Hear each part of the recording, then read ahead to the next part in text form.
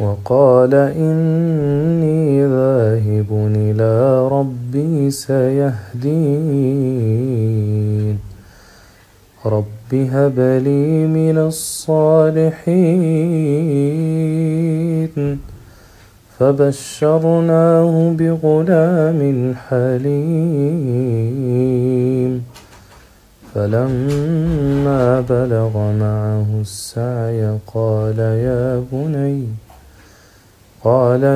بني إني أرى في المنام أني أذبحك فانظر ماذا ترى قال يا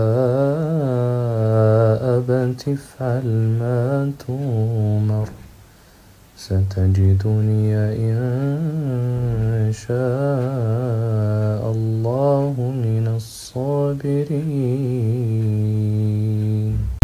لازم من دلوقتي وانت بتزق نفسك عشان تبقى عارف ان جزء من نجاحك هو الفشل، فلازم تبقى متقبله. فاكرين بلوكينج لما قلت لك ان خوفك من انك تعمل حاجه غلط ممكن يحجب عنك فكره تساعدك انك تبقى احسن او تتطور؟ نفس الفكره، خوفك من انك تبقى فاشل هيمنعك من انك تجرب اصلا فتنجح. يعني انت ممكن تجرب، انت خايف انك تفشل، لو جربت كان ممكن تنجح. فخوفك من الفشل الزياده وعدم تقبلك ان الفشل ده لازم يبقى جزء من المنظومه بتاعت اي انسان ناجح هيمنعك من انك تجرب، فهتفضل فاشل برضه. يعني هو ملهاش مفر.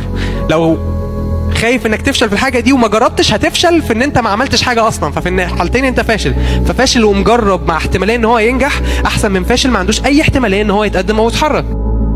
ما لا ينال بالله لا ينال، وما لا يرجى من الله ينقطع، وما لا يطلب من الله عز وجل لا يحصل. فمن كان مع الله كان الله معه، ومن كان الله معه فكل شيء معه. ذاكرت شوية ولسه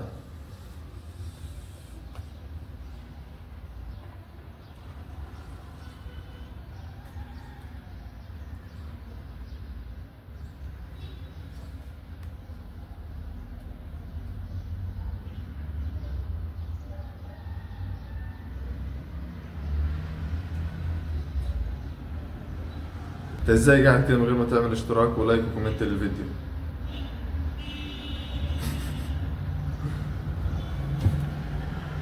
متنساش تعمل الاشتراك يا عم. كده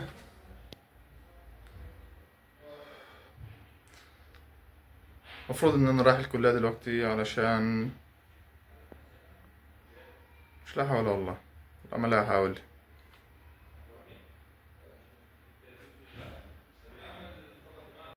توكل على الله ولا تهتم، اعتمد على الله، ثق بالله سبحانه وتعالى. لابد أن تكون عندنا ثقة بالله تبارك وتعالى، وإلا كيف نكون مؤمنين؟ هذا هو الإيمان بالقضاء والقدر، أن نؤمن بقضاء الله وقدره سبحانه وتعالى، وأنه يعني لا يتغير شيء. والله الذي لا إله إلا لن تزيد فلسا ولن تنقص فلسا من رزقك.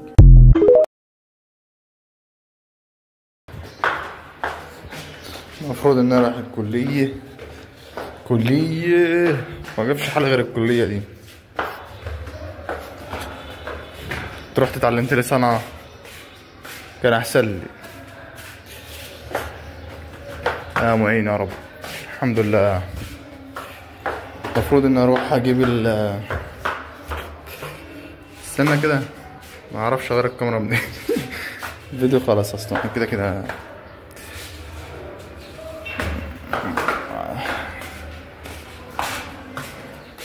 اروح الكلية.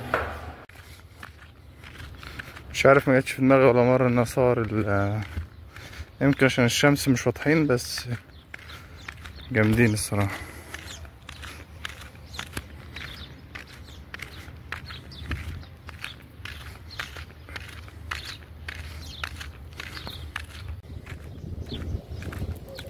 المدخل ده وحشنا يا ولاد.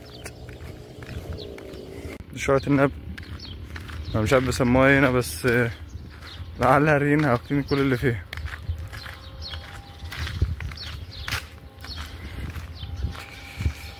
دن.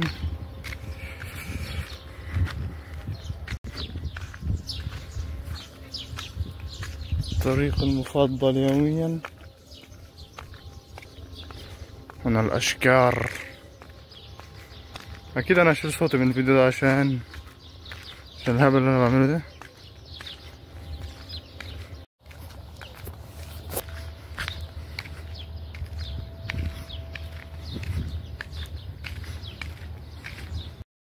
قول يلا قول. أما والله لو علم الأنام، أما والله لو علم الأنام لما خلقوا لما غفلوا وناموا، لقد خلقوا لما لو أبصرته عيون قلوبهم تاهوا وهاموا، ممات ثم قبر ثم حشر وتوبيخ وأهوال عظام. دية اللغة العربية. دي كل زراع الشحاتين اللي مش لهمش مبني عشان ابو طرفايه. كفايه كده. الخلاصة، اي فيديو انا بعمله او اي فلوج انا بعمله لازم يكون فيه اثر او حاجة ممكن تفيدني انا اولا ثم او الناس. يعني المهم ان يكون فيه اثر ان الانسان يلاقيه بعد كده. يعني على سبيل المثال انا لما الاقي نفسي زهقان ومش طايق نفسي او مش الدنيا قفلت بيا او مش لاحق اعملها، فانا بتفرج على الفيديوهات بتاعتي القديمة. مش نرجسية مني ولا حاجة، بس ان انا بشوف ان انا كنت بحاول ولازم احاول وهستمر قدام ان انا احاول ان شاء الله. فبس هي الاساس كل حاجة هي المحاولة. يمكن الفترة ديت فترة امتحانات وضغط وصعوبة وكل حاجة حرفيا، بس لازم نحاول يعني بأقل مجهود بأكتر مجهود بأي حاجة. المهم ان احنا لازم نبذل مجهود وان احنا نعدي الايام ديت بأقل الخسائر وبأكبر المكاسب. فلازم يكون عندنا عقلية ان احنا لازم هنتعب، لازم كلنا بنتعب وكلنا بيجينا فترات بنحبط ونكسل ونعمل كل حاجة.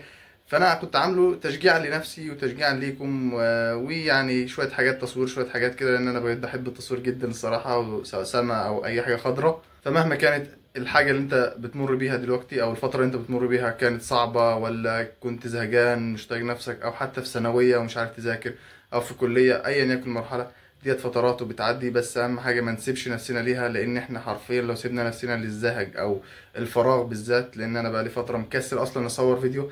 يعني من ضمن الحاجات الطرائف ان انا كنت كاتب سكريبت فيديو عن الالتزام اصلا، وانا ما التزمتش ان انا اصوره.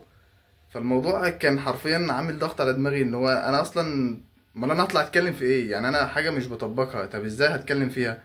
فالواحد بيحاول يلزم نفسه او انه يحط نفسه تحت فكره انه الفتره دي مهما كانت صعبة فهي تعدي، فلازم تعدي بأقل الخسائر وأكبر المكاسب. لازم العقلية دي تكون عندك، إن أنت مش هتفضل طول الوقت بإنك تنتج 100% أو حتى تنتج على طول، أو حتى إن أنت تبقى فايق ورايق والدنيا كل الوقت، ولكن أنت هتبقى في فترات صعبة. فلازم تحاول على قدر الإمكان زي ما قلت لك أقل خسائر أعلى مكاسب.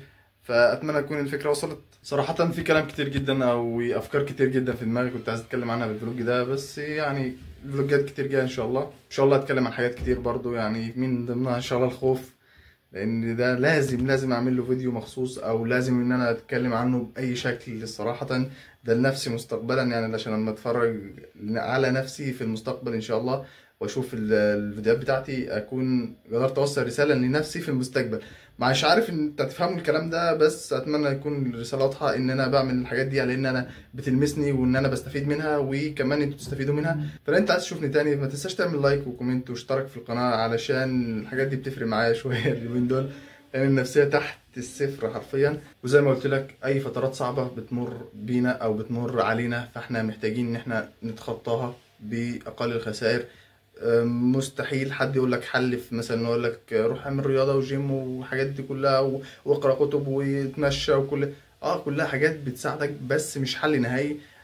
طبيعه الدنيا فيها كبد، فيها مشقه، فيها عناء، فلازم هتيجي اوقات انها تكون صعبه جدا. فانت لازم تضغط وتستحمل، والحاجات دي هتضغطك، لازم هتستحمل وتكون عندك فكره زي ما قلت لك اقل خسائر انا عدتها 90 مره علشان تثبت. اقل خسائر اكبر مكاسب، تطلع بيها من الفترة الصعبة اللي بتمر بيها، بس ما تعيش طول حياتك تقول ان دي فترة صعبة. اتمنى ان انا ما اقولش كده انا كمان. وما تنساش تحب الرحلة، ما تنساش تحب الرحلة، وما تنساش تعمل لايك وكومنت واشتراك. سلام.